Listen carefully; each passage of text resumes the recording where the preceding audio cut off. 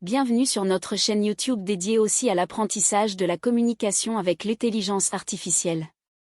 Aujourd'hui, nous allons explorer le concept de few-shot prompting, une technique du prompt engineering.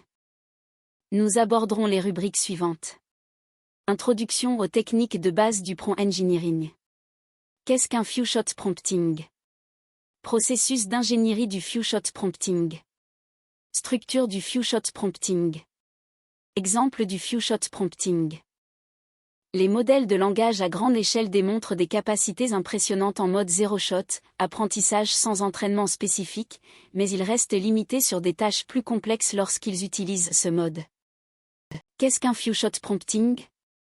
Cette technique permet un apprentissage en contexte basé sur des démonstrations dans le prompt pour orienter le modèle vers de meilleures performances.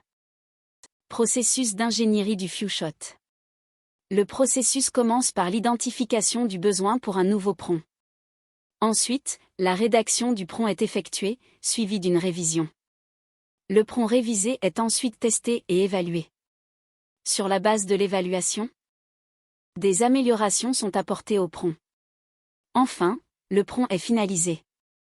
Structure du few-shot prompting. Un prompt d'ingénierie est généralement composé d'un titre, d'une description, d'instructions et d'exemples. Les exemples peuvent inclure une entrée d'exemple et une sortie d'exemple. Exemple du few-shot prompting. Supposons que nous voulons créer un prompt pour un programme qui calcule la résistance équivalente dans un circuit parallèle. Le titre pourrait être « Calcul de la résistance équivalente dans un circuit parallèle ». La description expliquerait que l'utilisateur doit entrer les valeurs des résistances individuelles dans le circuit parallèle. Les instructions guideraient l'utilisateur sur la façon d'entrer les valeurs, et les exemples montreraient une entrée et une sortie d'exemple. En utilisant ces principes de prompt engineering, vous pouvez créer des prompts efficaces qui guident l'IA pour produire des réponses précises et utiles. C'est tout pour aujourd'hui. Merci d'avoir regardé notre vidéo. N'oubliez pas de vous abonner à notre chaîne pour plus de vidéos sur l'apprentissage de la communication avec l'intelligence artificielle. À la prochaine!